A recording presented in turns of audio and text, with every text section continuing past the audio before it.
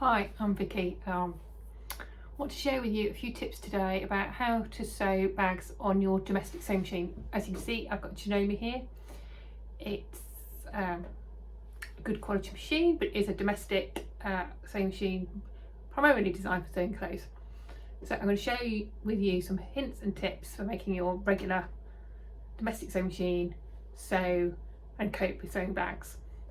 I do have a Bonino 830, and if I'm really struggling, I do get that out.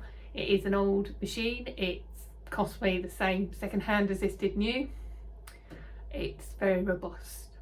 It's still a domestic, it's not an industrial, but if you're looking to buy machines for sewing bags and you're new in the bag making world and wondering if it's for you, then I would think about an older model and how they're built, and I would go to shops and try some out with some layers of fabric with you as to what you want to be able to sew.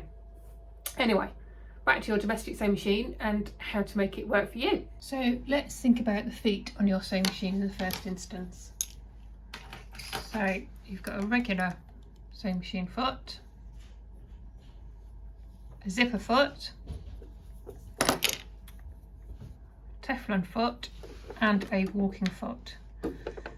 So depending on which part of the bag you're sewing might depend upon which foot you use.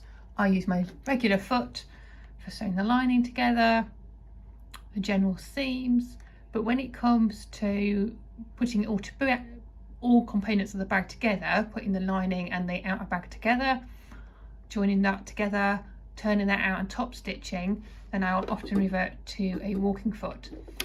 The way the walking foot works means that the sewing machine can cope that much better with the layers of fabric. One of the other things I do is I lengthen the stitch length for the seam and I slow the machine down. The slower the machine is, the better it's going to cope with really thick layers of fabric. And I'm going to show you one of these, and I've temporarily forgotten what it's called. Bulky seam aid. So I'm going to show you how this works. I'm sewing two pieces of fabric together which have got pockets on. My sewing machine's just hit from 2 layers of fabric to 6 and it's not happy. So I've loaded my sewing machine foot. I'm going to lift the presser foot and place this underneath. This means the back of my presser foot is now a similar height to the layers of fabric in front of it, and hopefully, yeah, my machine happily sets off again.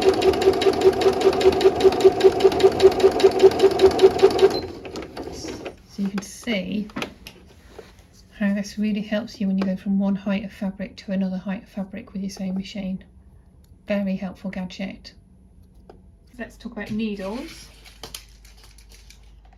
So I've got a variety of needles here.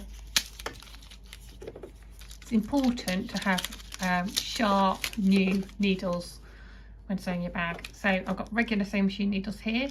I tend to use a 70 for sewing the lining. I often use old duvet covers for lining of bags. I tend to use pale colours as well so I can find the items in the bag. It's nothing worse than a dark in a bag and you're hunting around and you can't find what you're looking for. Microtech needles. These are great for sewing canvas, for sewing your outer fabric, the fabric on the outer of your bag. And I also have specialist needles depending upon what material I'm sewing. So I do have leather needles, which is very important if your machine's going to attempt to cope with leather, and jeans needles. Now, to be honest, this machine doesn't particularly cope with leather, or the leather I have, but it might be that I could buy thinner leather and then it would cope. So you may need to experiment with your machine and the thickness of the layers and what it can deal with.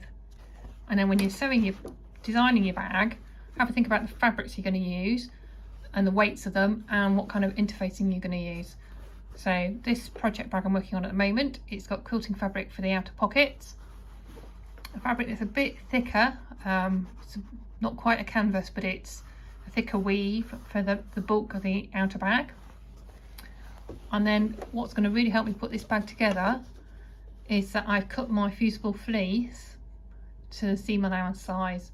So when it comes to sewing it all together, the bulks of the side seams where the lining and the outer bag meet, it's going to really help the fact that I've trimmed my interfacing to the size of the seam allowance.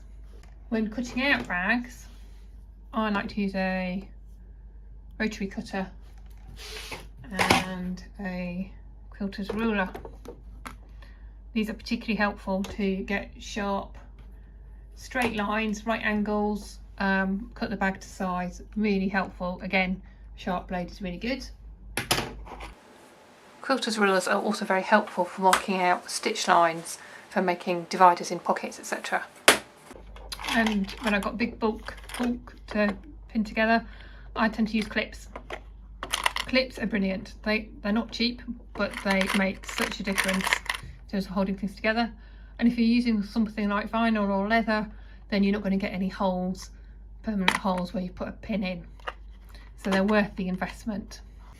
I hope you've enjoyed watching and these top tips for sewing with your domestic sewing machine.